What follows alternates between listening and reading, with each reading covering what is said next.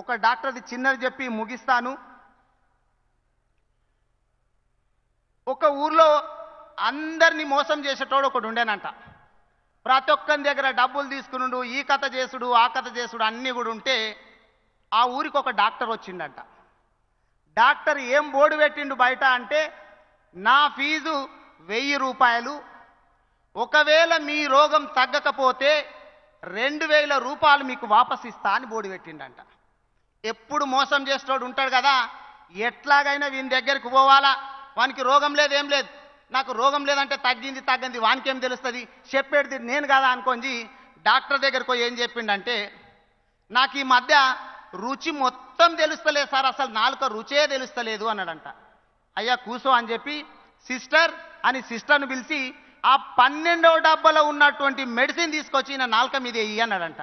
ఆ సిస్టర్ తీసుకొచ్చింది, కంట్లో చుక్కలేసినట్టుగానే అదే దాన్ని పట్టుకొని నాలుక మీద చుక్కలేస్తే, ఏం డాక్టర్ నాకు కిరోసిన్ వేస్తున్నావు అన్నాడంట. వీడు చూసినావా, కంగ్రాట్స్ నీకు రుచి తెలిసింది అని 1000 రూపాయలు వసూలు చేసిండట. వాడు మళ్ళీ పోయిండు, అరే నేను ఉల్టా వసూలు చేద్దాం అనుకుంటే నాకే వసూలు చేస్తున్నాడు, ఈసారి ఎట్లాగైనా 2000 వసూలు చేయాలని చెప్పి మళ్ళీ వచ్చిండు. డాక్టర్ ఈ మధ్య నాకు ఏమి గుర్తుంటలేదు, పొద్దునేం తిన్నానో గుర్తుంటలేదు, వారం క్రితం ఏం తిన్నానో గుర్తుంటలేదు, ఏం పని చేసినానో గుర్తుంటలేదు అంటే, కూసో అని చెప్పి మళ్ళీ కూర్చునబెట్టి, సిస్టర్ మళ్ళీ 12వ డబ్బాలో ఉన్నటువంటి మెడిసిన్ తీసుకురాపో అన్నాడు. గదేంది డాక్టర్, లాస్ట్ టైం కూడా గదేసినావు, మళ్ళీ ఇప్పుడు గదే వేస్తావా అన్నాడంట. కంగ్రాట్స్ నీకు మెమొరీ వచ్చింది, నీకు గుర్తయింది చూడు చెప్పు అని చెప్పి 1000 రూపాయలు దే అన్నాడంట. మూడోసారి కూడా ఏం చేయాలా, 2 సార్లు నా వేయ బాయ్, ఈసారి ఖచ్చితంగా ఎట్లయినా 2000 వసూలు చేయాలని చెప్పి చాలా ప్లాన్ వేసుకొని ఆ రోజు వచ్చిండు.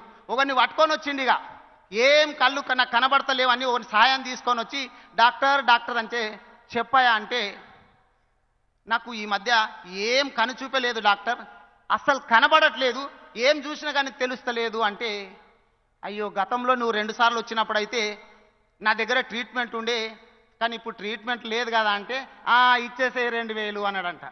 సరే కూర్చో అని చెప్పి 20 రూపాయల నోటు తీసి చేతిలో పెట్టిండంట. గదేంది డాక్టర్ నువ్వు 2000 ఇస్తావు అనుకుంటే 20 రూపాయలు ఇస్తావు అంటే, కంగ్రాట్స్ నీకు కన్ను చూపు వచ్చింది అని చెప్పి చెప్పేసిండట. అంటే మిమ్మల్ని దన్నటోడు ఒకటి ఉంటే, వేరేళ్ళని దనేది మీరుంటే, మిమ్మల్ని దన్నటానికి తెలంగాణ ప్రజలు ఉన్నారు అనేటటువంటి విషయాన్ని బీజేపీ ప్రభుత్వానికి హెచ్చరిస్తూ, మీరు మీ విధానాలు మార్చుకోకపోతే భవిష్యత్తు లోపల బ్యాలెట్ అటువంటి బుల్లెట్ తోటి మీకు ఏ విధంగా బుద్ధి చెప్తారో అని చెప్పి తెలియజేసుకుంటూ, ఇప్పటికైనా కానీ ఈ రిజర్వేషన్ల లోపల ఖచ్చితంగా ఒక నియమం ఉండాలా, ఏ రాష్ట్రానికి ఎక్కడ ఏం అవసరమో చూసుకోవాలా, ఆ విధంగా వ్యవహరించాలని చెప్పి తెలియజేసుకుంటూ, ఈ ప్రతిపాదన ఏదైతే ఉందో తెలంగాణ రాష్ట్రంలో సామాజిక పరిస్థితులకు అనుగుణంగా రిజర్వేషన్ల శాతాన్ని పెంచుకోవాలని చెప్పి చెప్పిండ్రు. కాబట్టి దీన్ని సంపూర్ణంగా బలపరుస్తూ సెలవు తీసుకుంటా ఉన్నా. జై తెలంగాణ, జై కేసీఆర్. వక్తలకు విజ్ఞప్తి, విషయం చెప్పాలి కానీ కథలు చెప్పద్దు. మనిషికో 2 కథలు చెప్తే ఆయన తెల్లారుతుంది, ప్రాబ్లం వచ్చే అవకాశం ఉంటుంది. ఆనంద్ బాగా చెప్పిండు, వారికి థ్యాంక్స్. కానీ మిగతా వాళ్ళు మాత్రం కథలు వద్దు.